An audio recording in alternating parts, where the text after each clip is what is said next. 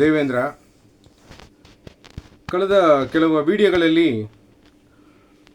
ನಾನು ಯಾವ ಸಂಸ್ಥೆಗೆ ಕೆಲಸ ಮಾಡಿದೆ, ಏನೆಲ್ಲ ಅಲ್ಲಿ ಕಷ್ಟ ಇತ್ತು, ಏನೆಲ್ಲ ಭಾಳ ಸಂಕಟಗಳು ಅನುಭವಿಸಿದೆ, ಮತ್ತು ಅಲ್ಲಿದೆ ತೊಂದರೆಗಳೆಲ್ಲ ಹಲವಾರು ತೊಂದರೆಗಳಿತ್ತು ಅಂತೆಲ್ಲ ನಿಮಗೆ ಹೇಳಿದ್ದೆ.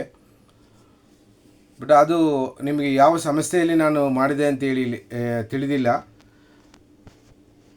ಇದು ಸರಿಯಾದ ಸಮಯ ನಿಮಗೆ ಅದರ ಬಗ್ಗೆ ತಿಳುವಳಿಕೆ ಮಾಡಲಿಕ್ಕೆ.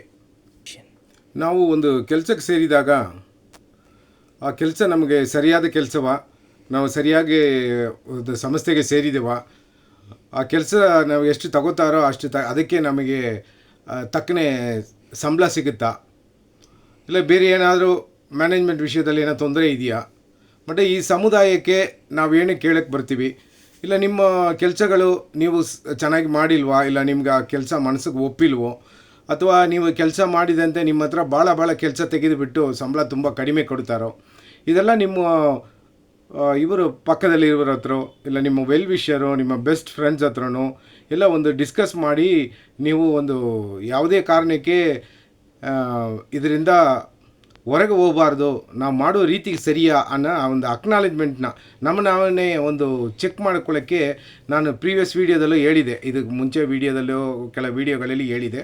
ಅದೇ ರೀತಿ ನಮ್ಮ ತಕ್ಕನೆ ಕೆಲಸ ಇದ್ದರೆ ಆ ಸಂಸ್ಥೆ ಸರಿ ಇದೆಯಾ, ಸಂಸ್ಥೆ ಕೊಡಬೇಕಾಗಿರುವ ಕೆಲವು ಫೆಸಿಲಿಟಿಗಳನ್ನ ನಮಗೆ ಕೊಟ್ಟಿರ್ತದ, ಉದಾಹರಣೆಗೆ PF ESI, ನಿಮ್ಮ ಆಫರ್ ಲೆಟರ್ಸು ಅವೆಲ್ಲ ನಿಮ್ಮ ಹತ್ರ ಇರ್ತದ ಅಂತೇಳಿ ನೀವು ಒಂದು ಸಲ ಮತ್ತೆ ನಿಮ್ಮ ಒಂದು ಏನೇನು ಪಡಿಬೇಕು ಅಂತೇಳಿ ನೀವು ಒಂದು ಸಲ ಯೋಚನೆ ಮಾಡಿಕೊಂಡು ನಿಮ್ಮನ್ನ ಸರಿ ಮಾಡಿಕೊಡಿ. ಈಗ ನಮ್ಮ ಕರ್ನಾಟಕದಲ್ಲಿ ಎಸ್ಪೆಷಲಿಯಾಗಿ ರಾಜಧಾನಿಯಲ್ಲಿ ಬೆಂಗಳೂರಲ್ಲಿ ಸುಮಾರು ಹಣದ ಮೊಸಳೆಗಳಿರ್ತವೆ, ಸುಮಾರು ಜನ. ಅವ್ರದ್ದೆಲ್ಲ ಏನು ಉದ್ದೇಶ ಅಂದರೆ ಒಂದು ಕಂಪನಿಯೋ ಒಂದು ಸೇಲ್ಸ್ ಮಾಡುವ ಡಿಸ್ಟ್ರಿಬ್ಯೂಟರ್ಶಿಪ್ಪೋ ಏನೋ ಒಂದು ಸ್ಟಾರ್ಟ್ ಮಾಡೋದು, ಒಂದು ಸಂಸ್ಥೆ ಸ್ಟಾರ್ಟ್ ಮಾಡೋದು, ಅದರಲ್ಲಿ ಕೆಲಸ ಮಾಡೋರೆಲ್ಲ ಅವರೆಲ್ಲ ಗುಲಾಮರ ಥರ ಇಟ್ಕೊಳ್ಳೋದು, ಅಥವಾ ಹೆಚ್ಚಿನ ಕೆಲಸ ಈಸ್ಕೊಂಡು ಅದಕ್ಕೆ ತಕ್ಕನೆ ಸಂಬಳ ಕೊಡದೇ ಇರೋದು. ಈಗ ಉದಾಹರಣೆ ಕೇಳಬೇಕಾದ್ರೆ ಏನಾದರೂ ಒಂದು ಸೇಲ್ಸ್ ಕೆಲಸಕ್ಕೆ ಅಂತ ಹೋಗ್ಬಿಟ್ರೆ ಅವ್ರಿಗೊಂದು ಸಂಬಳ ಫಿಕ್ಸ್ ಮಾಡಿರ್ತಾರೆ, ನೀವು ಇಷ್ಟೆಲ್ಲ ಸೇಲ್ಸ್ ಮಾಡಿಬಿಟ್ರೆ ನೀವು ಇದ್ರ ಮೇಲೆ ನಿಮಗೆ ಇನ್ಸೆಂಟಿವ್ ಕೊಡ್ತೀವಿ ಅಂತ ಹೇಳಿರ್ತಾರೆ. ನಾನು ಸುಮಾರು ವರ್ಷಗಳಿಂದ ನೋಡ್ತಾ ಇದ್ದೀನಿ ಆ ಸೇಲ್ಸ್ ಇನ್ಸೆಂಟಿವ್ಗಳು. ಆದರೆ ಉದಾಹರಣೆಗೆ ಒಂದು 2000ಕ್ಕೆ ಮೇಲೆ ರಿಯಲ್ ಎಸ್ಟೇಟ್ಗೆ ಮತ್ತು ಫ್ಲಾಟ್ಗಳು ಸೇಲ್ ಮಾಡೋದು, ವಿಲ್ಲಾಸ್ಗಳು ಸೇಲ್ ಮಾಡೋದು, ಮತ್ತು ಜಮೀನುಗಳು ಸೇಲ್ ಮಾಡೋದ್ರಿಂದ ನಿಮಗೆ ಇನ್ಸೆಂಟಿವ್ ಕೊಡ್ತೀನಿ ಅಂತಾರೆ. ಆ ಥರ ಇನ್ಸೆಂಟಿವ್ ಅಂತ ಕೊಡ್ತೀನಿ ಅಂತ ನಿಮ್ಮನ್ನ ಏಮಾರಿಸಿ ಕೆಲಸ ತಗೊಳ್ಳೋದು ನನ್ನ ಬುದ್ಧಿಗೆ ಮಟ್ಟಕ್ಕೆ ಇನ್ನುವರೆಗೂ ಅದು ಎಲ್ಲರಿಗೂ ಸರಿಯಾಗಿ ಕೊಟ್ಟರು ಅಂತ ಇನ್ನುವರೆಗೂ ನನಗೆ ಯಾವುದೇ ಒಂದು ರಿಪೋರ್ಟು ಬಂದಿಲ್ಲ. ಅಂದರೆ ನನಗೆ ತಿಳುವಳಿಕೆನೂ ನನಗಾಗಿಲ್ಲ, ಬೇರೆಯವರು ನನಗೆ ಯಾವುದೂ ಹೇಳಿಲ್ಲ.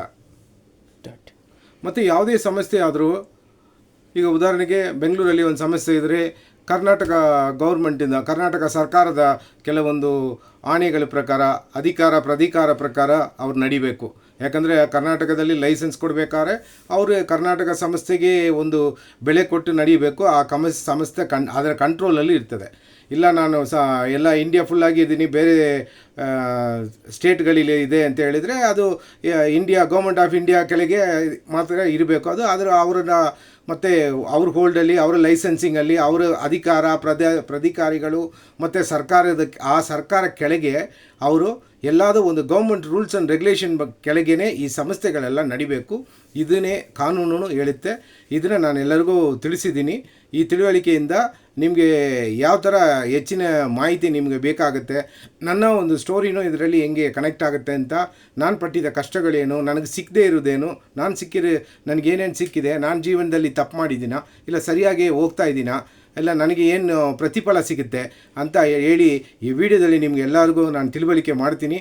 ಇದು 1, 2, 3 ಅಂತ ಒಂದು ಸಣ್ಣ ಒಂದಾಗಿ ತೆಗೆದ್ರೂ ಒಂದು 4 ಎಪಿಸೋಡ್ಗಳಾಗಿ ಹೋಗುತ್ತೆ.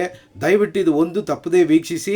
ನೀವು ವೀಕ್ಷಿಸಿದ ಮೇಲೆ ನನಗೇನು ಕಷ್ಟ ಬಂದಿದೆ, ನನ್ನ ಕಷ್ಟದಿಂದ ನೀವು ಏನು ಒಂದು ಮಾಹಿತಿ ತಿಳ್ಕೊತೀರಿ, ನಿಮ್ಗೆ ಒಂದು ಮಾರಲ್ ಏನು ಸಿಗುತ್ತೆ, ಇದರ ಮುಖಾಂತರ ನೀವೇನು ತಿಳ್ಕೊಂಡಿದ್ದೀರಿ ಅಂತ, ಮತ್ತು ನಾನು ಮಾಡಿದ್ದೇನು ತಪ್ಪು ಅಂತೇಳಿ ನನಗೂ ತಿಳುವಳಿಕೆ ಆಗುತ್ತೆ. ದಯವಿಟ್ಟು ಈ ವಿಡಿಯೋನ ಯಾವುದು ವಿಷಯಕ್ಕೋಸ್ಕರ ತಪ್ಪದೇ ನೋಡಿ. ನಿಮ್ಮ ಬೆಂಬಲ ಬೇಕಿತ್ತು.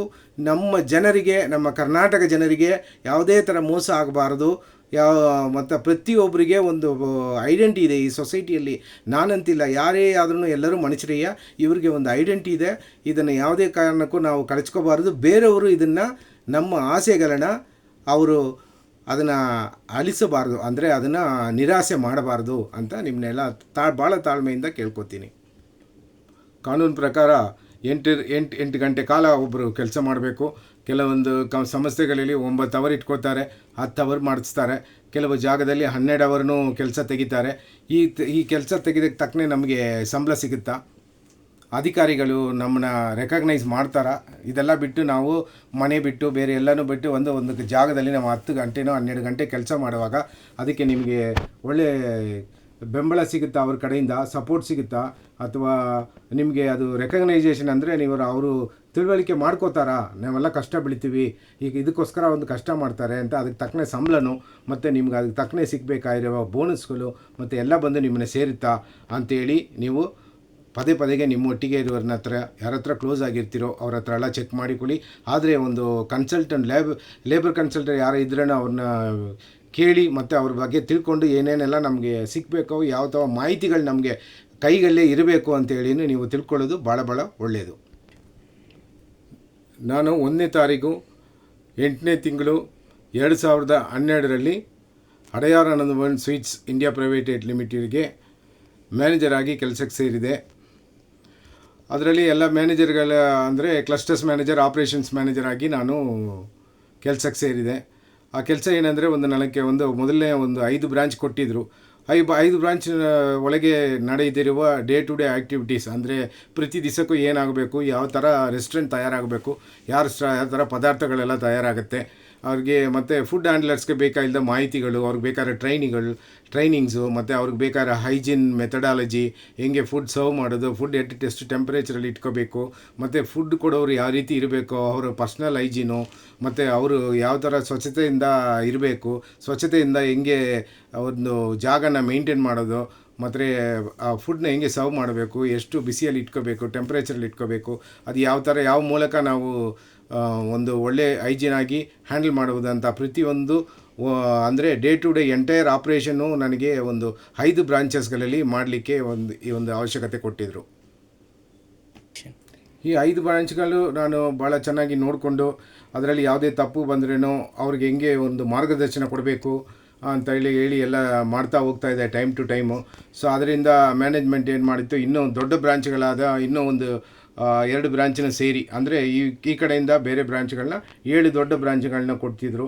ಅದರಲ್ಲೂ ನಾನು ಚೆನ್ನಾಗಿ ಅವರಿಗೆ ನಾನು ಹಾರ್ಡ್ ವರ್ಕ್ ಮಾಡಿ ಪ್ರತಿಯೊಬ್ಬರಿಗೆ ಟ್ರೈನಿಂಗ್ ಕೊಟ್ಟು ಇಂಡಸ್ಟ್ರಿಯಿಂದ ಅವರಿಗೆ ಯಾವ ಥರ ಒಂದು ಗ್ರೂಮಿಂಗಿಂದ ಹಿಡಿದು ಹೈಜೀನಿಂದ ಹಿಡಿದು ಸ್ವಚ್ಛತೆಯಿಂದ ಹಿಡಿದು ಫುಡ್ನ ಯಾವ ಥರ ಅಥೆಂಟಿಸಿಟಿ ಎಲ್ಲ ಮೇಂಟೈನ್ ಮಾಡಬೇಕಂತ ಹೇಳಿದ್ದು ನೋಡಿ ಅವರು ಅದರಿಂದ ಮತ್ತು ನನಗೆ ಫೈನ್ ಡೈನ್ ಅಂತ ಹೇಳ್ತಾ ಒಂದು ರೆಸ್ಟೋರೆಂಟಲ್ಲಿ, ಅಂದರೆ ಇಂಡಿಯನ್ ಮತ್ತು ಚೈನೀಸ್ ಆ್ಯಂಡ್ ತಂದೂರ್ ಆತ ಕುಕ್ಸ್ಗಳಿಗೆ ಹೆಂಗೆ ಇವ್ಯಾಲ್ಯುಯೇಷನ್ ಮಾಡೋದು, ಅವ್ರನ್ನ ಹೆಂಗೆ ಇಂಟರ್ವ್ಯೂ ಮಾಡೋದು, ಅವ್ರು ಯಾವ ಥರ ಟ್ರಯಲ್ ತೊಗೊಳ್ಳೋದು, ಯಾವ ರೀತಿ ಅವ್ರನ್ನ ನಮ್ಮ ಕಾನ್ಸೆಪ್ಟಿಗೆ ತಗೊಂಬರೋದು, ಅಡಯಾರ್ ಆನಂದಭವನ್ಗಂತ ಒಂದು ರೆಸಿಪಿ ಹೆಂಗೆ ತಯಾರು ಮಾಡೋದು ಅಂತೆಲ್ಲ ಸೇರಿ ಅದು ಎಲ್ಲರನ್ನೂ ಪ್ರತಿಯೊಂದು ಈ ಥರನೇ ಇರಬೇಕು, ಈ ಸಿಹಿ ಭಕ್ಷ್ಯಗಳೆಲ್ಲ ಯಾವ ಥರ ಇರಬೇಕು ಅಂತ ಹೇಳಿ ನಾನು ಅದು ಎಲ್ಲ ಬ್ರಾಂಚ್ಗಳಿಗೂ ಸೇರಿ 3 ಡಿಪಾರ್ಟ್ಮೆಂಟ್, ಕಿಚನ್ ಅವ್ರನ್ನ ಮತ್ತು ಫೈನ್ ಡೈನ್ ಮಾಡೋ ಸರ್ವಿಸನ್ನ, ರೆಸ್ಟೋರೆಂಟ್ ಮ್ಯಾನೇಜರ, ಕ್ಯಾಪ್ಟನ್ಸು, ಆರ್ಡರ್ ತಗೊಳ್ಳೋ ವೆಯ್ಟರ್ಸ್ನು ಅವ್ರನ್ನೆಲ್ಲ ಅಪಾಯಿಂಟ್ಮೆಂಟ್ ಮಾಡಲಿಕ್ಕೆ, ಅವ್ರನ್ನ ಇಂಟರ್ವ್ಯೂ ತಗೊಳ್ಳೋಕ್ಕೆ ನನಗೆ ಅಧಿಕಾರ ಕೊಟ್ಟಿದ್ದರು. ಈತ ಕೆಲಸಗಳನ್ನ ಮಾಡ್ತಾ ಹೋಗ್ತಾ ನನಗೆ ನನ್ನ ಎಜುಕೇಷನೆಲ್ಲ ಅದರಲ್ಲ ಆಯಿತು. Diploma in food production management ಆಗಿತ್ತು. ಅದರೆಲ್ಲ ನೋಡಿ ಇವ್ರಿಗೆ ನಾನು ಇನ್ನೂ ಸ್ವಲ್ಪ ಬೆಳವಣಿಗೆ ಮಾಡಿ ನನ್ನ ಸ್ವಲ್ಪ ಐಡಿಯಾಗಳನ್ನ ಉಪಯೋಗ ಮಾಡಿ ಈ ಫೈನ್ ಡೈನ್ಗಳೆಲ್ಲ ಸರಿಯಾಗಿ ಹೋಗ್ತಾ ಎಲ್ಲ ಸರಿಯಾಗಿ ನಡೀತಾ ಅಂತ ಹೇಳಿ ಚೆಕ್ ಮಾಡಲಿಕ್ಕೆ ಮತ್ತು ಎಲ್ಲ ಬ್ರಾಂಚ್ಗಳಿಗೂ ನಾನು ಒಳ್ಳೆಯ ಸ್ಯಾಟಿಸ್ಫ್ಯಾಕ್ಷನ್ ಇತ್ತು. ನಾನು ಭಾಳ ಹಾರ್ಡ್ ವರ್ಕ್ ಮಾಡಿ ಇವನ್ನೆಲ್ಲ ಸಂಸ್ಥೆಗೆ ಮಾಡಿಕೊಟ್ಟಿದ್ದೆ. ನಾನು ಕೆಲಸಕ್ಕೆ ಸೇರಿದಾಗ ನಾಗವರ ಬ್ರಾಂಚು ಓಪನಿಂಗ್ ಆಯಿತು. ಅಂದರೆ ಅಡಯಾರ್ ಆನಂದಭವನ್ದು ಅದು ಕರ್ನಾಟಕದಲ್ಲಿ 15ನೇ ಬ್ರಾಂಚು. ಮತ್ತು ನಾನು ಕೆಲಸ ಬಿಟ್ಟಾಗ ಕರ್ನಾಟಕದಲ್ಲಿ 43 ಬ್ರಾಂಚಸ್ಗಳಾಗಿತ್ತು.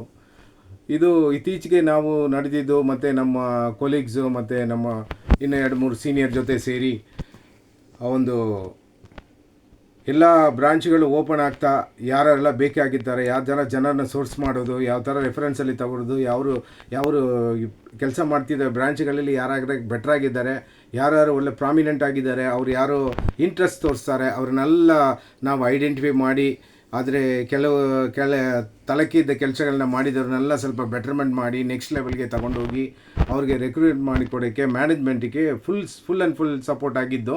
ಈ ನಾನು ಕೆಲಸಕ್ಕೆ ಸೇರಿ ಒಂದು 5 ವರ್ಷವರೆಗೂ HR ಕಾನ್ಸೆಪ್ಟ್ ಅಂತೂ ಯಾವುದೂ ಇಲ್ಲ. ಇದೆಲ್ಲ ನಾವೇ ಮಾಡಿದ್ದು.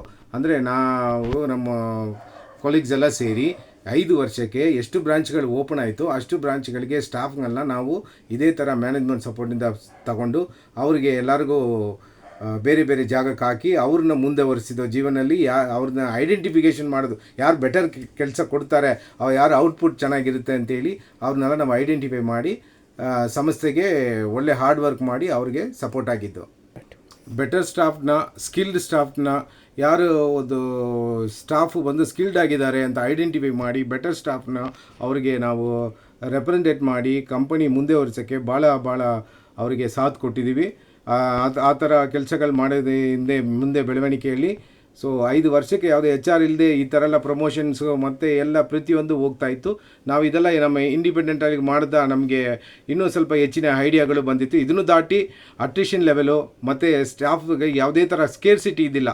ಎಲ್ಲಿ ಕಮ್ಮಿ ಜಾಸ್ತಿ ಇದ್ದಾರೆ, ಇಲ್ಲಿ ಈ ಬ್ರಾಂಚಲ್ಲಿ ಇದಿಲ್ಲ, ಆ ಬ್ರಾಂಚಲ್ಲಿ ಇಲ್ಲ ಅಂತ ಎಲ್ಲರನ್ನೂ ಯಾವ ಥರ ಕಂಟ್ರೋಲ್ ಮಾಡಬೇಕು ಆ ರೀತಿ ಒಂದು ಪ್ರೊಸೀಜರಿಂದ ಮಾಡ್ತಾ ಹೋಗ್ತಾಯಿದ್ದು.